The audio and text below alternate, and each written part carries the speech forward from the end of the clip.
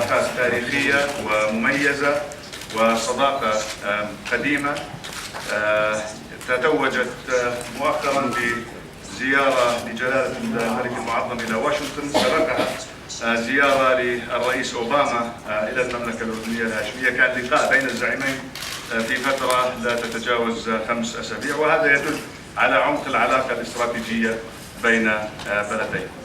فنرحب بوزير الخارجية الأمريكي ونثمن عاليا الجهود التي تبذلها الإدارة الأمريكية في مختلف المجالات، ولا سيما في ما نصفه دائما يصفه جلالة الملك المعظم بأنه الملف المحوري المركزي، القضية المركزية، وهي الصراع الفلسطيني الإسرائيلي، وجهدنا المشترك للوصول إلى مرحلة تطلق فيها مفاوضات جادة بإطار زمني تعالج كافة قضايا الحل النهائي، وتقوم نتيجتها دولة فلسطينية مستقلة ذات السيادة الكاملة على أراضيها،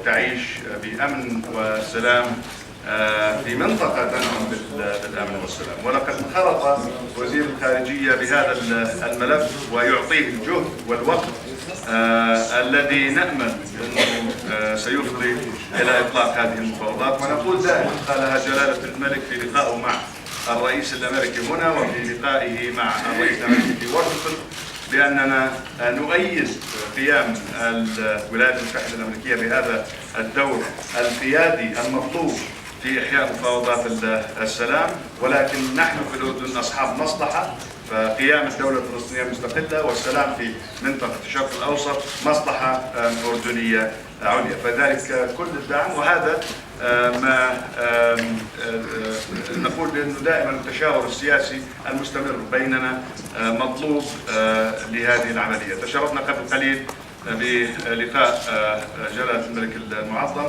قبل أيام كان لقاء مطول مع وزير الخارجية الأمريكي في روما، وكان الحديث ينصب على موضوع إحياء مفاوضات السلام في المنطقة منذ أسابيع، ووزير الخارجية يلتقي باستمرار ويجري اتصالاته مع كل اللاعبين الرئيسيين في المنطقة، مع الرئيس الفلسطيني والقيادة الفلسطينية، مع القيادة في إسرائيل، مع الأردن، مع دول عربية ومعنية في الشأن أيضا.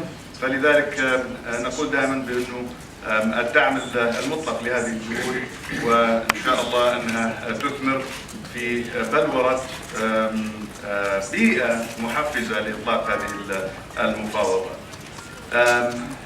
اليوم لا شك بأنه جزء كبير من حديثنا تطرق إلى الموضوع السوري والأزمة المستمرة هناك، وأيضا في إطار الاجتماع الوزاري الذي سيعقد مساء اليوم في عمان لمجموعة ال11، ما نسميه مجموعة ال11 التي اجتمعت في اسطنبول في 20 من نيسان، وقبل ذلك في روما في 28 من شباط.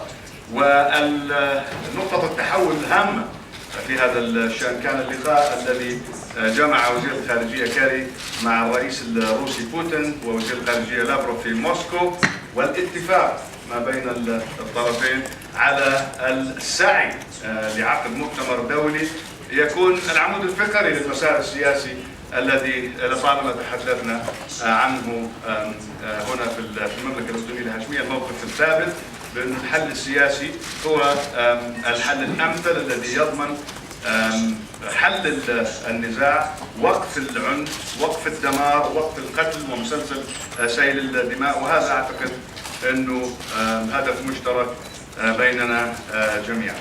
فأعدنا التأكيد في حديثنا على أهمية الإسراع في التوصل إلى حل يضمن أمن وأمان سوريا ووحدتها الترابية وبمشاركة كافة مكونات الشعب السوري. تبحثنا أيضا في الجانب المهم الذي نذكر فيه دائما، وهو التداعيات الإنسانية للأزمة في سوريا، والأردن يستضيف بحدود 540,000 لاجئ سوري، والعبء الذي يتحمل الأردن اقتصاديا واجتماعيا وفي مجالات مختلفة جراء هذا. ونشكر الولايات المتحدة الأمريكية على دعمها المتواصل للأردن. الرئيس أوباما أثناء زيارته للمملكة الأردنية الهاشمية أعلن عن حزمة لدعم الأردن مقدارها 200 مليون دولار. أثناء زيارته لروما ولقائه مع الوزير كاري أعلن عن 43 مليون دولار مساعدة إضافية للأردن ضمن إطار 100 مليون أخرى تقدمها الولايات المتحدة لدول التي تستضيف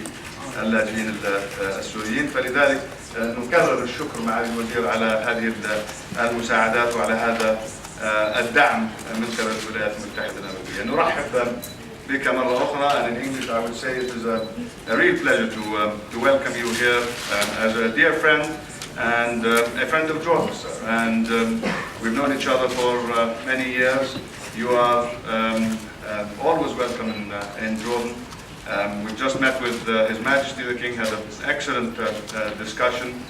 Secretary Kerry is no stranger to the region. This is the fourth or fifth time we're disagreeing on the numbers or the frequency of the visit that he has been here in the last couple of months, which shows and reflects his commitment and his enthusiasm to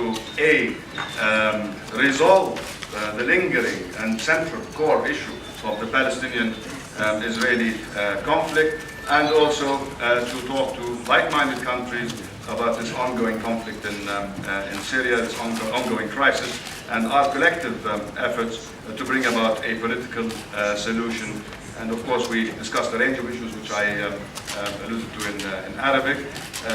Your wisdom and experience and wise counsel are always welcome and much appreciated, Mr. Secretary. Welcome to Jordan. Well, excuse me.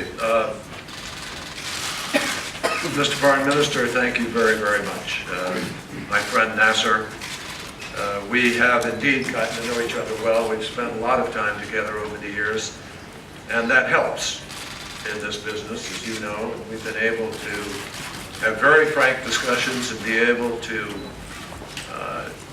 work together cooperatively in a very significant way. And I want you to know how much President Obama and the American people appreciate your personal friendship, and of course the friendship of His Majesty King Abdullah, and the friendship of the people of Jordan, for which we are very grateful. And we admire the efforts that you are making here, that His Majesty has been making to institute reforms and strengthen Jordan and to struggle with the economy, all of which make our being here and these meetings even more important. Our countries are working together on a number of critical issues,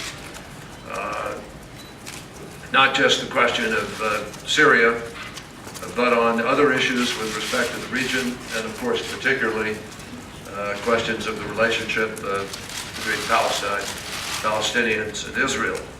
So we appreciate your leadership. We also particularly appreciate Jordan's incredible hospitality to the point of strain and difficulty in trying to deal with the humanitarian crisis that is the overflow of what is happening in Syria. So I'd like to say a few words to all of you about why we're here and what we expect from this meeting. And I assure you, we come here with a full measure of humility, understanding the complications, the complexity of this challenge, and understanding the many different interests that need to try to be brought together and to be balanced in the process of trying to find peace in a place of great violence, and in a place where that violence is spilling over into other countries and affecting the region and potentially threatening even sectarian violence on a wider scale. So these are big stakes, and I don't have any illusions about how difficult it is to find that path forward. But I also have no illusions at all nor does President Obama, or I think anyone in America, about the need, the compelling, urgent need, to try to explore every possibility to end the killing. And that's what brings us here. All the partners come here to meet this evening with the goal of putting an end to the bloodshed that has cost tens of thousands of lives. And we would call on President Assad to exhibit the same commitment to trying to find peace in his own country. That is critical.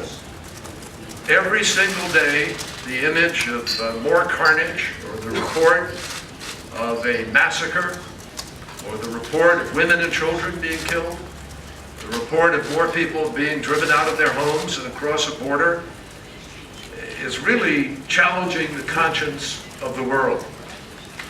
And that violence has to end. That's what brings us here. So we are committed to try to work in the course of this evening to find the unity of purpose and the unity of specific approaches that will help us to try to implement Geneva I, to implement a transitional government that will allow the people of Syria to choose the future of Syria.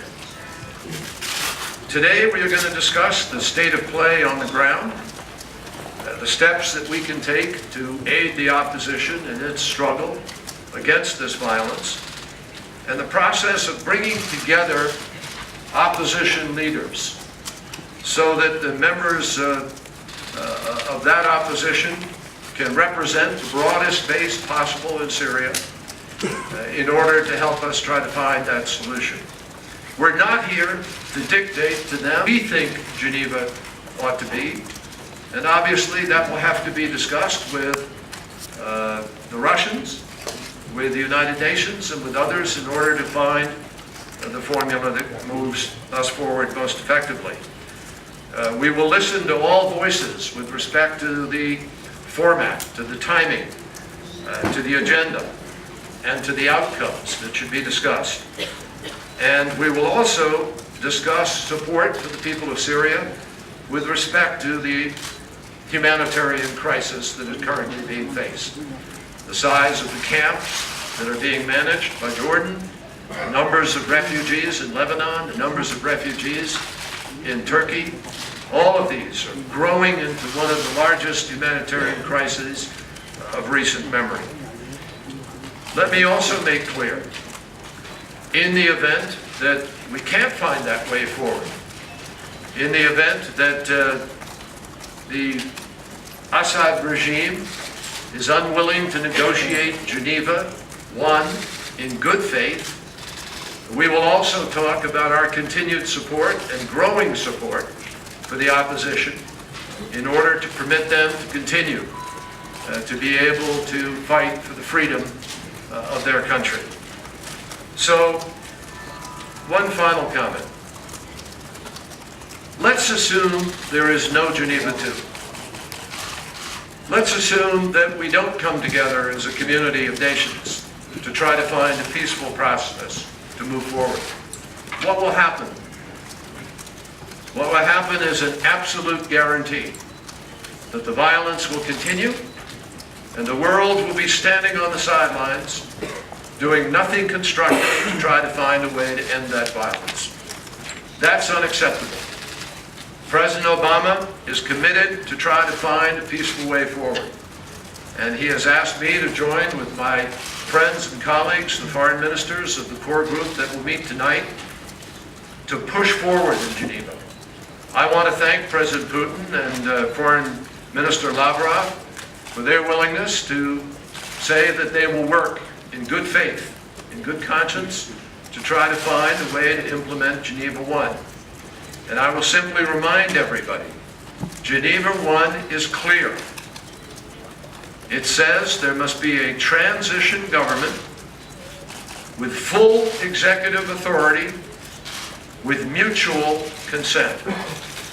And it is very, very clear, as a starting point, that mutual consent will never be given by any member of the broad opposition of Syria for Assad to continue to run that government. So that's what has to be negotiated in Geneva, is how does this transition take place? How do you end the violence? How do you, in good faith, implement what has already been agreed to? And how do you begin to move forward so that Syrians, everybody, Alawite, Druze, Christian, Jew, Ishmaeli, Sunni, Shia, everybody has the ability to choose the future, and all will be protected against violence or oppression from their government. Those are the fundamental principles. That's what will guide our discussion tonight. And we will look forward to working in the next days to make Geneva a reality, understanding that if Geneva II weren't on the horizon and didn't exist, all we would be looking at is the continued tragic disintegration of a country that will go down further into more violence and more bloodshed and more destruction. We believe that trying to get the Geneva process, difficult as it is, fraught with all of the complications that it presents, is a better alternative to the other.